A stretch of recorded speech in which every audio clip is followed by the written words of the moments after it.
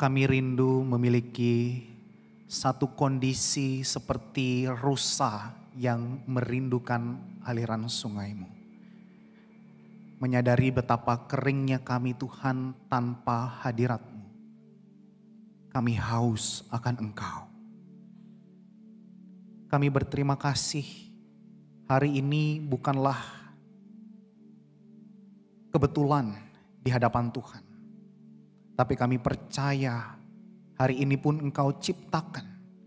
Engkau jadikan kami masih terhitung di dalam hari ini. Itu adalah untuk membawa kami semakin dekat dengan Tuhan. Maka biarlah segala hal yang hendak Engkau nyatakan kepada kami Tuhan, boleh menjadi rema di dalam kehidupan kami. Firman-Mu yang berbicara, Roh-Mu yang menuntun kami di dalam kebenarannya. Sehingga kami boleh diberikan hati yang mau menerima segala penyataan Tuhan itu. Untuk kami boleh belajar jadi semakin dekat dengan Engkau, semakin mengenal isi hati-Mu. Terima kasih Tuhan, inilah kerinduan kami, inilah doa kami. Kiranya Allah Roh Kudus boleh menuntun kami seiring kami merenungkan firman-Mu. Dalam nama Tuhan Yesus Kristus kami bersyukur dan kami berdoa. Amin. Shalom jemaat kasih Tuhan. Kita bersyukur di minggu ini kita akan mulai masuk ke dalam sebuah sermon series ya, 6 seri dari pekan misi yang ada yang gereja kita coba sampaikan saudara. Dan melalui misi ini kita rindu untuk bisa menggali bersama-sama tentang 6 topik yang disematkan dengan misi itu saudara. Jadi pertama kita akan bersama-sama menemukan kaitan dari misi dengan amanat dari memuridkan. Dan yang kedua kita masuk kaitannya dengan perintah agung dari Kristus. Dan yang ketiga sampai yang seterusnya itu kita akan melihat bagaimana misi dengan realita tantangan yang dihadapi. Baik itu tantangan sekularisme, tantangan penambahan jiwa, tantangan apologetika dan juga tantangan persekusi. Saudara, kenapa kita masih perlu belajar tentang hal ini? Mengapa gereja perlu membahas hal ini? Saudara, sebab kita percaya bahwa yang pertama, Tuhan tidak berhenti bermisi, amin. Tuhan tidak berhenti bermisi. Dan yang kedua, saudara kita semakin menyadari Tuhan menunjukkan kepada kita betapa dunia di sekitar kita begitu memerlukan misi daripada Tuhan itu sendiri. Tapi saudara meski demikian terkadang kita menyadari juga bahwa menggumulkan misi itu ada yang berangkat dari pemahaman yang kurang tepat.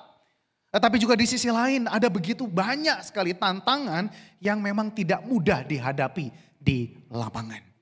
Maka saudara yang saya rindu untuk sampaikan kepada kita bahwa misi itu bukanlah pilihan bagi orang percaya, tetapi misi adalah kehidupan dari orang percaya.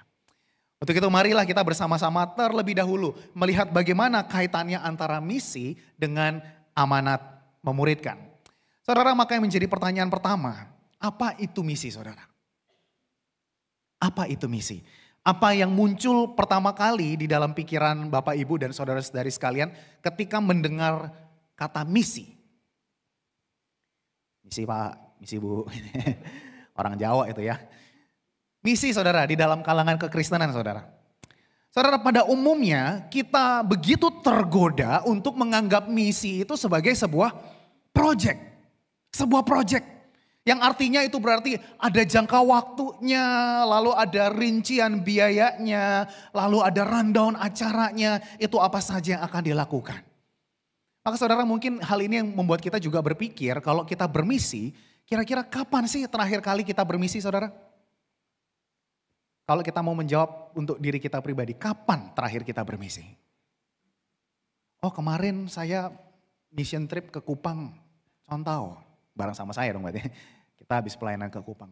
Oh kami ada bermisi ke posko kebanjiran saudara. Saudara itu semua adalah bentuk dari misi.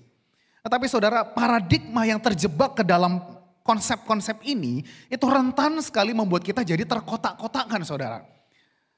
Ada yang beranggapan bahkan ya udahlah kan kita gereja sudah ada bidang yang mengurus misi. Ya sudah mereka saja yang pergi bermisi.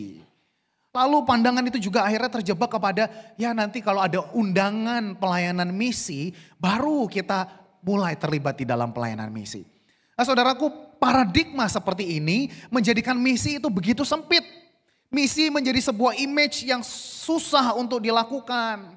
Suatu yang persiapannya harus jauh-jauh hari. Bahkan itu harus ada penggalangan dananya. Harus ada doa-doa khusus yang menggunakan flyer-flyer tertentu. Saudara, meskipun hal tersebut tidak salah untuk dilakukan.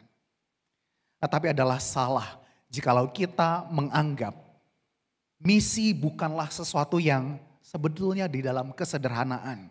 Hari ini pun kita lakukan tanpa persiapan, kita bisa melakukan misi. Sesuatu yang bisa kita kerjakan tanpa harus menggalangkan dana yang besar, tetapi dengan apa yang ada pada diri kita sekarang. Sesuatu yang kita bisa lakukan tanpa harus menunggu doa khusus terlebih dahulu, tetapi kita bisa doakan sekarang dan kita lakukan. Saudara, bagaimana jika ternyata yang terutama dalam misi itu bukanlah tentang mau pergi kemananya. Bukan tentang harus bawa apanya. Tetapi misi yang terpenting adalah untuk tahu siapa yang punya misi itu. Siapa yang dipercayakan misi itu. Dan apa misinya. Oleh karena itu saudara, untuk kita bisa menjawab pertanyaan itu, saya mengajak kita boleh membuka Alkitab kita. Kita boleh bersama-sama membuka Alkitab kita atau di HP kita yang ada aplikasi Alkitab, saudara membuka Matius 28 ayat 16 sampai yang ke-20. Saudara, kita akan membaca bergantian, ayat 16 saya membaca, saudara ayat 17, demikian bergantian sampai ayatnya yang ke-20. Matius 28 ayat 16 sampai 20, saya akan membaca terlebih dahulu. Ke-11 murid itu berangkat ke Galilea, ke bukit yang telah ditunjukkan Yesus kepada mereka.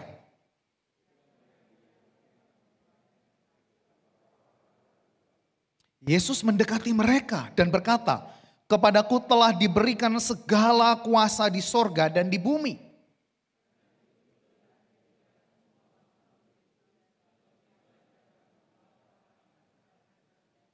Dan ajarlah mereka melakukan segala sesuatu yang telah kuperintahkan kepadamu. Ketahuilah, aku menyertai kamu senantiasa sampai akhir zaman." Terpujilah Tuhan untuk firman-Nya. Saudara, melalui firman Tuhan ini maka kita menemukan bahwa yang pertama, misi berasal dari Tuhan, kepunyaan Tuhan, dan untuk kemuliaan Tuhan. Bersama-sama ikuti saya, misi berasal, kepunyaan, dan untuk kemuliaan Tuhan. Nah, saudaraku, di dalam ayat 18 di sana ditunjukkan kepada kita bahwa Tuhan Yesus setelah para murid itu datang dan menyembah kepada Dia, Tuhan Yesuslah yang mendekat kepada para murid dan kemudian Dia menyatakan penerusan dari misi Allah. Dia berkata, "Kepadaku telah diberikan segala kuasa di sorga dan di bumi, dan kini aku meneruskannya kepadamu."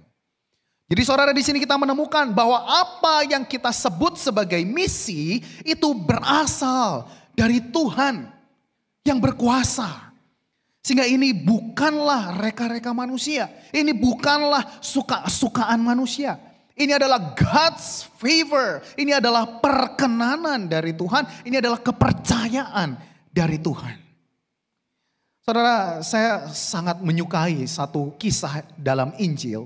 Khususnya cerita bagaimana Tuhan Yesus itu mengusir roh jahat di Gerasa, saudara.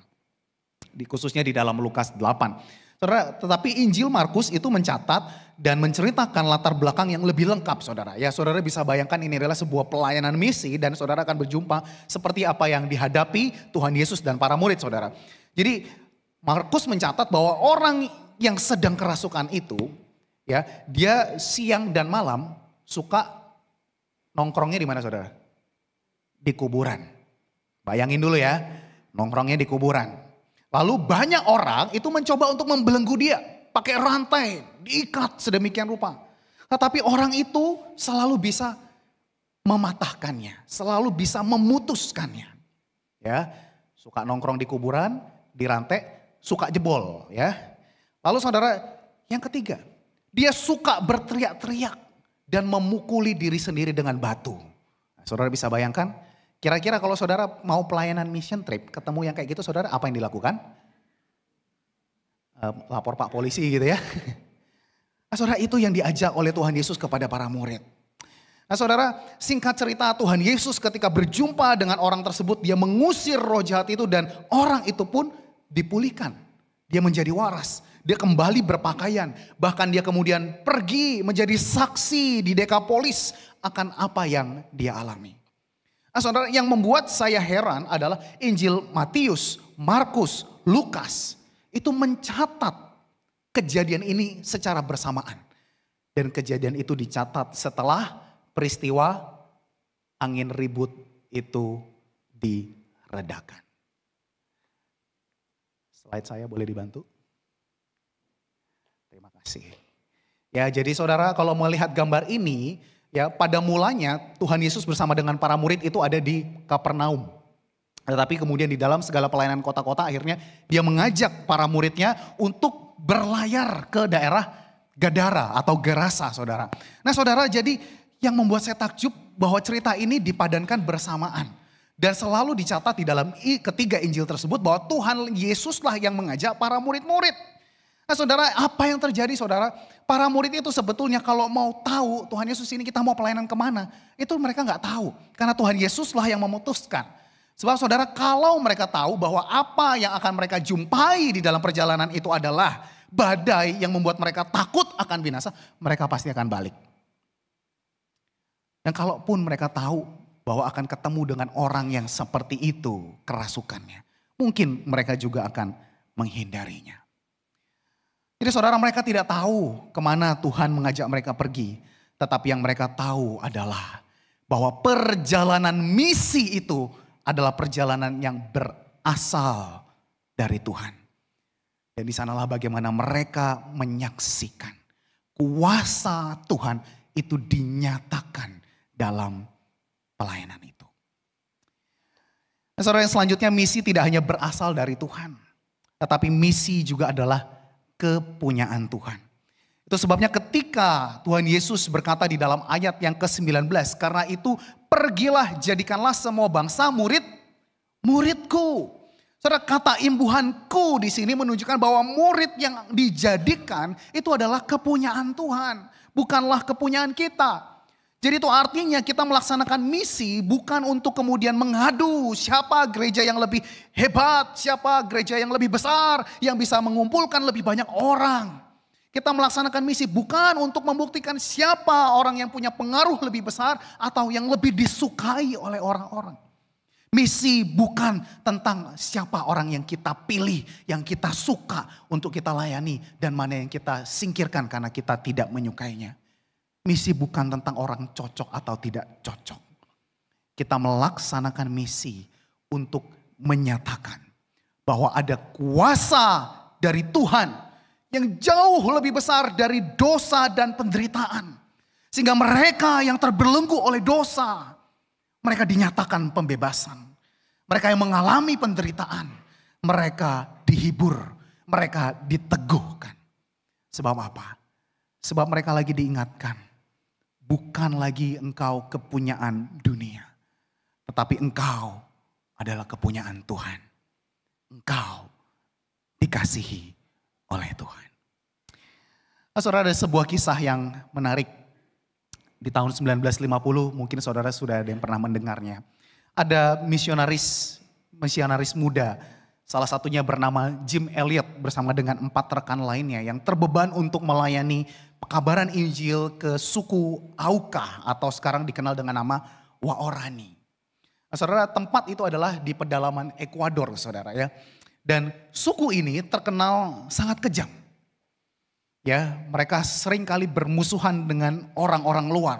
Sehingga bahkan catatan itu menulis bahwa tidak ada seorang pun yang berhasil menjalin kontak pribadi bersama dengan orang-orang suku ini. Akhirnya bisa pulang dengan kondisi yang masih hidup. Begitu mengerikan. Semua outsider akan kehilangan nyawanya. Nah, saudara, namun para misionaris ini tidak gentar. Mereka mempersiapkan diri berbulan-bulan. Mereka belajar bahasa Waorani dari seorang perempuan yang sudah keluar dari tempat itu. Dan bahkan mereka terus mencoba hal-hal untuk bisa melayani. Termasuk lewat pesawat kecil yang berulang kali menjatuhkan seperti hadiah dari udara untuk membangun rasa percaya kepada mereka. Sehingga pada akhirnya saudara tahun 1956 kurang lebih sudah berjalan 6 tahun. Di bulan Januari mereka pada akhirnya berhasil mendarat di dekat pemukiman Waorani ini saudara. Dan untuk pertama kalinya mereka akhirnya bisa bertatap muka langsung dengan orang-orang suku itu.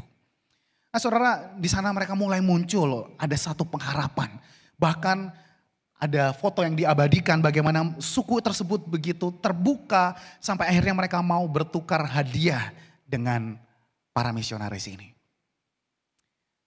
Tapi saudara, itu tidak bertahan lama.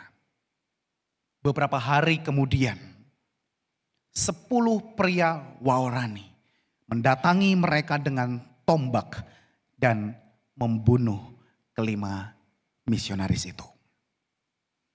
Saudara, dunia tergoncang. Orang bertanya-tanya, mengapa Tuhan engkau izinkan hal seperti itu terjadi? Bukankah ini pelayananmu? Bukankah ini adalah orang-orang yang engkau mau untuk kami layani? Mengapa jiwa-jiwa ini menjadi begitu terbuang sia-sia? Nah, saudara, dari antara semua orang yang bersedih, mereka yang paling bersedih adalah para istri dari misionaris itu. Termasuk diantaranya adalah Elizabeth Elliot. Nah saudara, di dalam rasa duka itu banyak orang yang mendorong mereka. Udah keluar aja dari Ekuador, jangan lagi stay di sini, ke tempat yang lain. Tetapi pada saat itu Elizabeth berlutut berdoa. Dan di dalam doanya ia mendapatkan satu kebenaran yang begitu mendalam. Dan dia mengatakan, if God is God, He is worthy of my trust and my obedience. And I will not turn away from Him because of the cost. Kalau Tuhan kau benar adalah Tuhan, kau adalah Allah yang mengutus kami, maka engkaulah Allah yang layak untuk menerima kepercayaanku, dedikasiku, ketaatanku. Dan saya tidak akan mundur daripadamu. Hanya karena harga yang dibayar begitu mahal.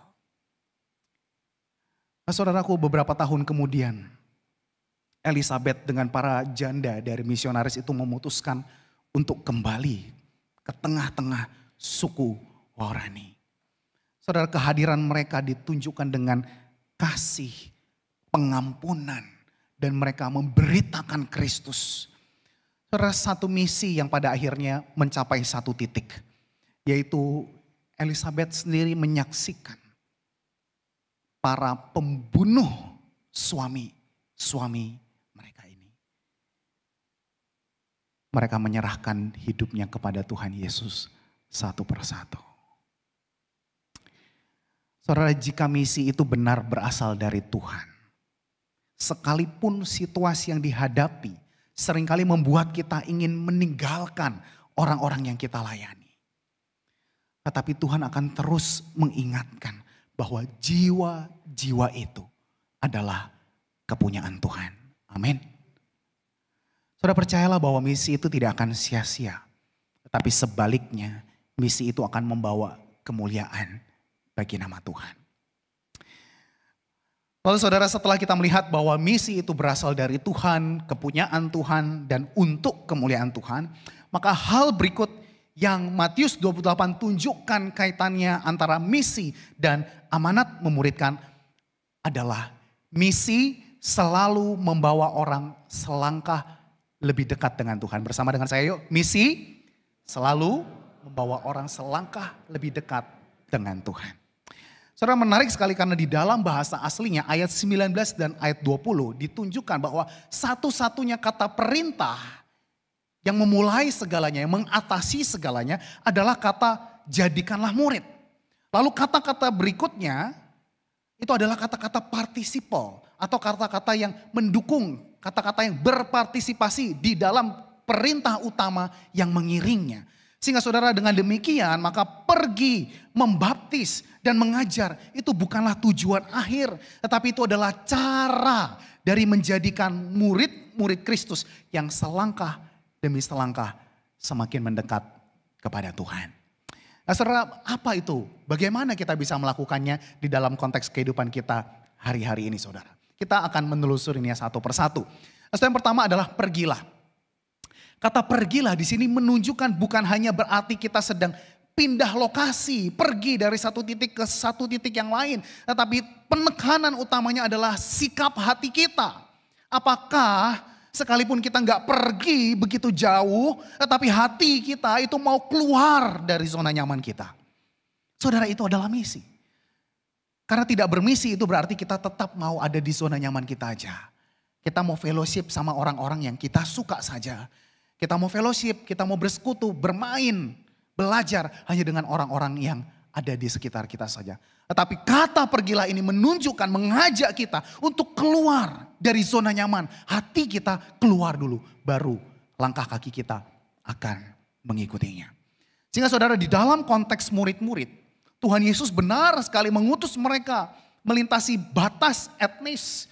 Mereka melintasi batas budaya. Dan bahkan mereka melintasi kenyamanan pribadi mereka sendiri.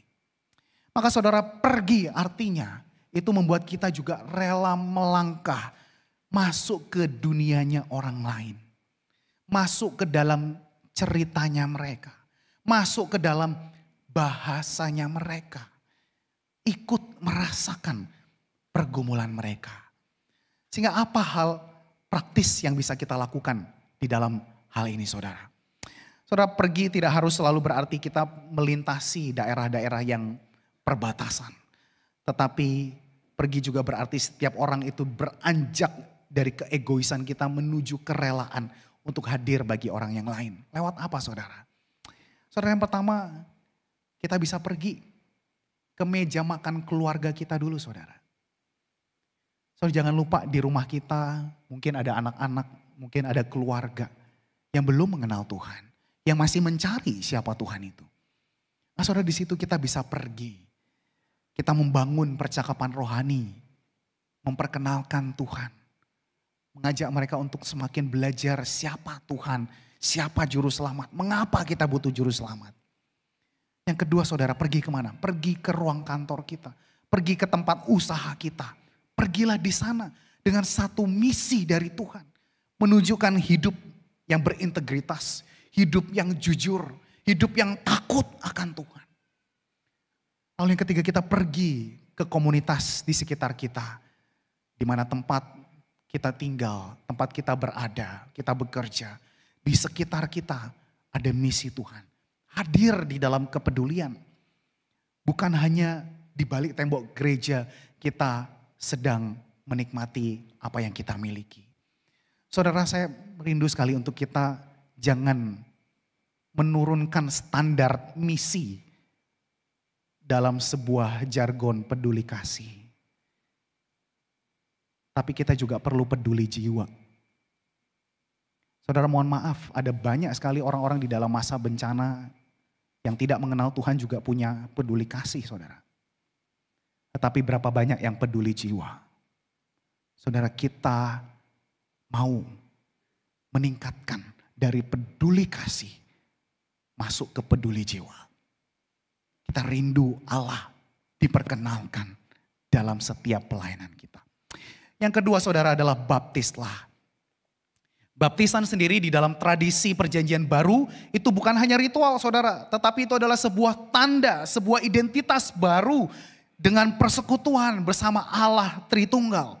Sehingga di dalam kalimat baptislah mereka dalam nama Bapa, Anak, dan Roh Kudus. Itu artinya orang yang dimuridkan itu dipindahkan. Dari identitas mereka yang lama yang sebelumnya dikuasai oleh dosa, oleh dunia.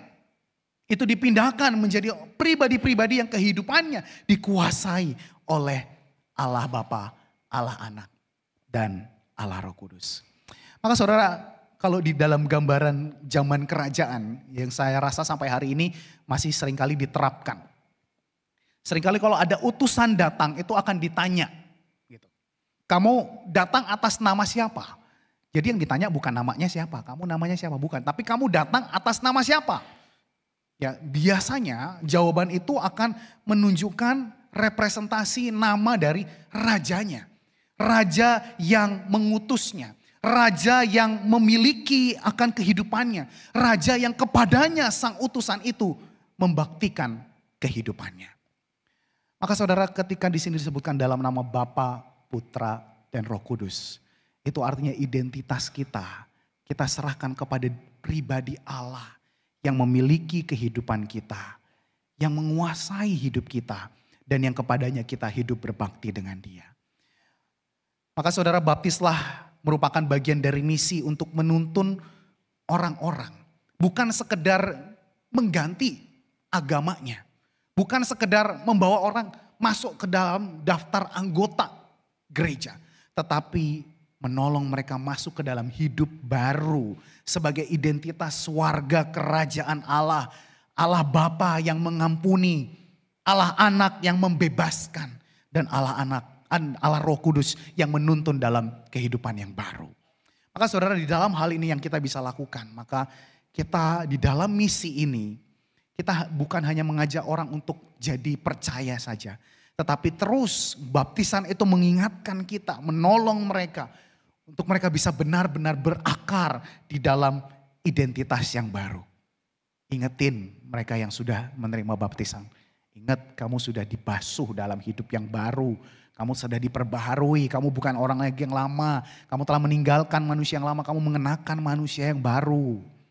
Nah, itulah tugas kita mengingatkan. Bukan kita ketemu air, ketemu orang, kita baptis. Bukan saudara ya. Tetapi kita mengingatkan identitas itu. Yang ketiga saudara, ajarlah. Setelah percaya, orang tidak berhenti hanya di titik selamat. Sebab kata ajarlah mereka untuk melakukan itu menunjukkan bahwa misi kita bukan hanya fokus kepada apa yang kita katakan. Tetapi fokus kita adalah pada apa yang mereka pelajari sehingga mereka bisa melakukannya. Saudara, menghayati bagian ini membuat saya malu di hadapan Tuhan. Membuat saya merasa tertegur dan bersalah sekali di hadapan Tuhan. Saudara, saya sebagai pengajar menyadari, seringkali tergoda. Setelah selesai mengajar, setelah selesai khotbah atau mengajar katekisasi, atau bahkan mungkin di dalam rapat misalnya, fokus saya hanya pada apa yang saya sampaikan. Saya beranggapan selama teologianya benar, selama kata-kata saya sopan, ya saya tergoda untuk merasa cukuplah, selesai Tuhan, selesai. Sudah, tetapi Tuhan menegur saya secara pribadi. Bahwa misi dari Tuhan haruslah sampai di titik mengajarkan mereka bisa melakukan apa yang Tuhan perintahkan. Maka saudaraku, beberapa hal praktis yang bisa kita lakukan juga di dalam kehidupan kita terkait ajarlah. Saudara, kembali kepada hal-hal yang begitu sederhana. Saudara, misi itu bisa kita lakukan dengan mengajar keluarga kita atau rekanan kita. Buka Alkitab sama-sama saudara. Buka Alkitab sama-sama. Saudara, saya mendapati sebelum masuk situ. Saudara, kalau saudara menyadari saya tadi di depan tidak memuat ayat-ayatnya di slide. Ya, ini saya lakukan pertama kali setelah sekian lama, biasanya saya selalu taruh ayatnya di slide. Kenapa saudara? Ternyata saya ditegur oleh Tuhan. Ezra, ketika kamu taruh ayat itu di slide, jemaat banyak sekali yang tidak buka Alkitab. Benar gak saudara? Nah, saudara, saya mikir, kalau di Alkitab aja, di gereja aja tidak buka Alkitab. Di rumah Bapak Ibu, saudara-saudari sekalian, masih buka Alkitab gak? Saudara, saya tertegur. Saya bilang, wah, kalau saya membiasakan kita sudah semua ada di layar, kita tidak membuka sendiri, saudara, kita akan terbiasa.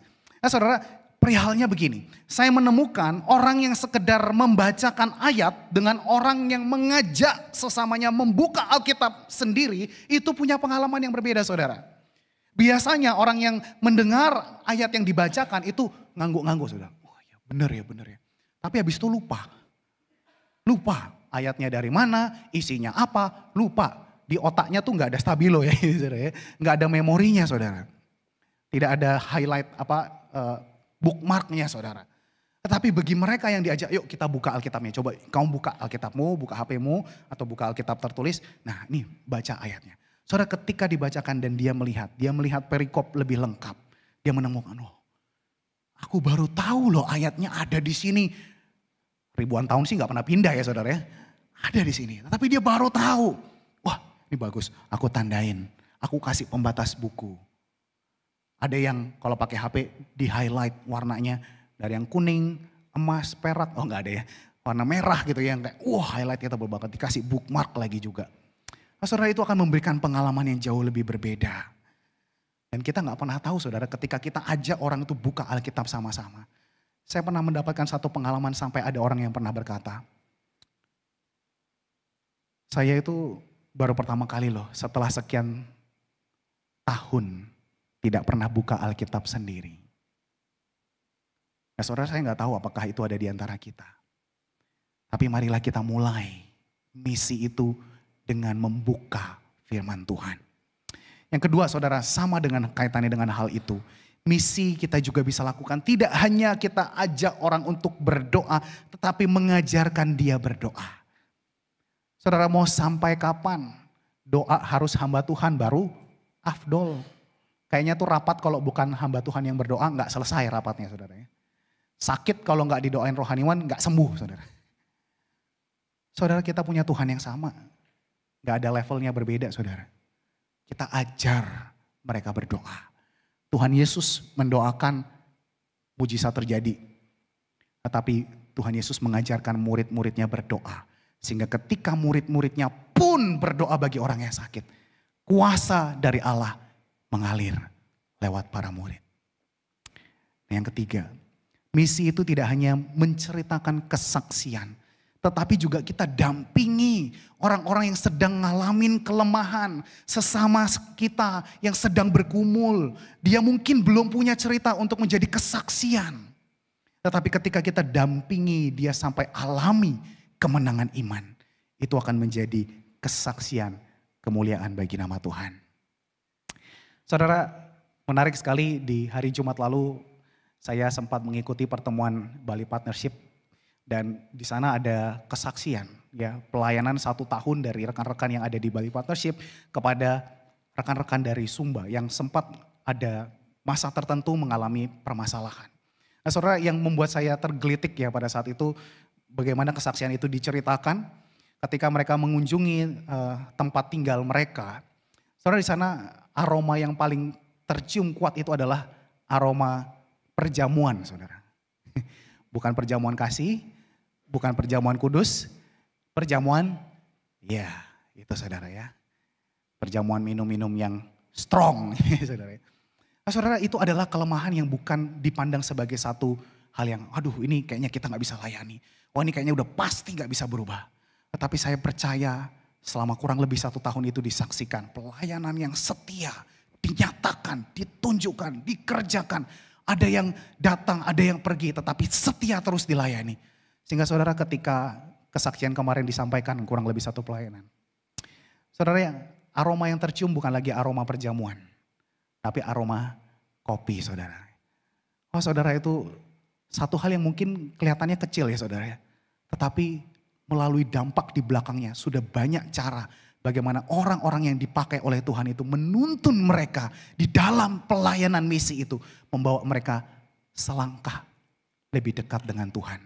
Semakin hari selangkah lebih dekat dengan Tuhan. Semakin hari lagi selangkah lebih dekat dengan Tuhan. Nah saudara lewat itu semualah misi yang berasal daripada Tuhan. Yang adalah kepunyaan Tuhan. Adalah untuk kemuliaan Tuhan. Akan selalu membawa orang-orang yang dilayani selangkah lebih dekat dengan Tuhan. Saudara seiring saya mengundang teman-teman pemain musik boleh maju ke depan. Saya ingin menyampaikan satu amanat pemuridan yang Tuhan sertakan di bagian akhirnya. Bahwa sesungguhnya dalam pelayanan misi itu kita tidak ditinggalkan sendirian. Sebab Allah menyertakan janjinya kepada kita. Dia mengatakan untuk kita tahu, ketahuilah bahwa aku menyertai kamu senantiasa sampai akhir zaman. Saudara, perhatikanlah bahwa Tuhan Yesus tidak sekedar memberi perintah lalu meninggalkan murid-muridnya. Dia memberi perintah tetapi juga disertai dengan janji kehadirannya. Dan inilah saudaraku inti dari Injil itu. Kita dimampukan untuk melaksanakan misi bukan dengan kekuatan kita, melainkan karena Kristus yang sudah lebih dahulu menjalankan misi yang terbesar. Dia datang ke dunia, dia mati menebus dosa, dan dia bangkit untuk memberikan hidup yang baru. Dan di dalam hidup yang baru itu, Tuhan yang punya misi itu, Ia mempercayakannya kepada Anda dan juga saya. Maka saudaraku, marilah hidup seperti murid-murid Kristus. Di mana di dalam keseharian ketika para murid itu bangun, dia melihat Tuhan Yesus. Apa yang ada di dalam pikirannya setiap hari hanyalah, Tuhan, apa yang akan kita lakukan hari ini? Sehingga mission trip itu bukan sesuatu yang harus kita pikirkan jauh-jauh. Bagi para murid, every day is a mission trip. And remember, mission is not taking God into a place where He has never been, but rather joining Him where He is already at work. Misi adalah suatu hal yang kita lakukan setiap hari. Dan ingatlah bahwa misi bukan kita sedang membawa Tuhan itu ke tempat yang Tuhan belum pernah kunjungi. Tetapi sebetulnya kita sedang bersama-sama join, bergabung dengan Tuhan yang sudah ada di sana. Dengan Tuhan yang sudah selama ini bekerja dan sekarang mengundang saudara dan saya. Maukah saudara ikut melayani? Maukah saudara meneruskan misi Allah? Jalankanlah itu dengan satu kerinduan memimpin pribadi selangkah demi langkah dekat dengan Tuhan. Saudara, saya memberikan waktu hening sejenak untuk saudara mengambil waktu di hadapan Tuhan. Mempertanyakan, Tuhan, misi apa yang Engkau ingin untuk aku lakukan? Sudahkah aku menjadikan murid Kristus? Atau aku hanya rindu terlibat di dalam hal-hal di luar dari karya-Mu? Ampuni kami Tuhan, bukakan hal itu sehingga bangsa-bangsa boleh mengenal akan Engkau melalui hal yang Kau titipkan kepada kami.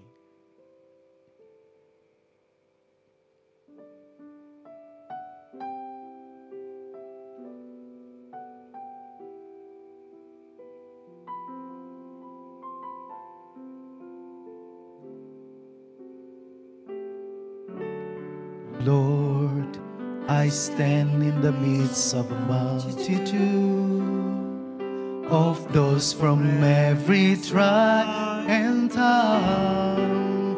We are your people, redeemed by your blood, rescued from death by your love.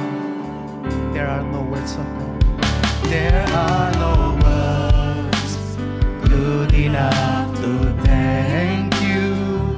There are no words to express my praise, but I will lift up my voice and sing from my heart with all of my strength. Hallelujah, hallelujah, hallelujah to the Lamb. Hallelujah, hallelujah. By the blood of Christ we stand. Every tongue, every tribe, every people, every land, giving glory, giving honor, giving praise unto the Lamb of God. Saya undang jemaat kita boleh bangkit berdiri bersama-sama. Biarlah ini menjadi kerinduan kita di hadapan Tuhan. Lord, I stand in the midst of a multitude of those from every tribe and tongue. We are your people, redeemed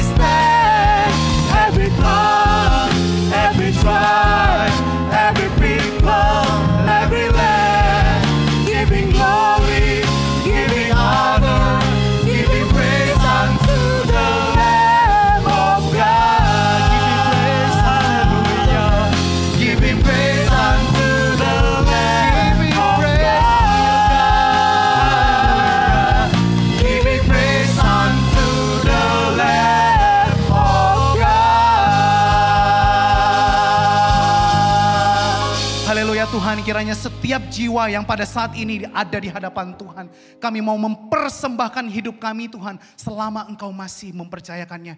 Kami percaya setiap tarikan nafas kami Tuhan, ada misi Tuhan yang terkandung di dalamnya. Dan biarlah seluruh bangsa-bangsa yang kami boleh jumpai di Pulau Bali ini, maupun ketika Engkau tempatkan kami dimanapun Tuhan, kiranya mereka boleh mengenal Tuhan melalui setiap kesaksian hidup kami. Sehingga Tuhan pada akhirnya Engkaulah yang dipermuliakan di atas segala-galanya. Terpujilah Tuhan, inilah doa dan syukur kami. Terpujilah Engkau, dalam nama Tuhan Yesus Kristus kami berdoa. Amin. Silakan duduk. Tuhan Yesus memberkati.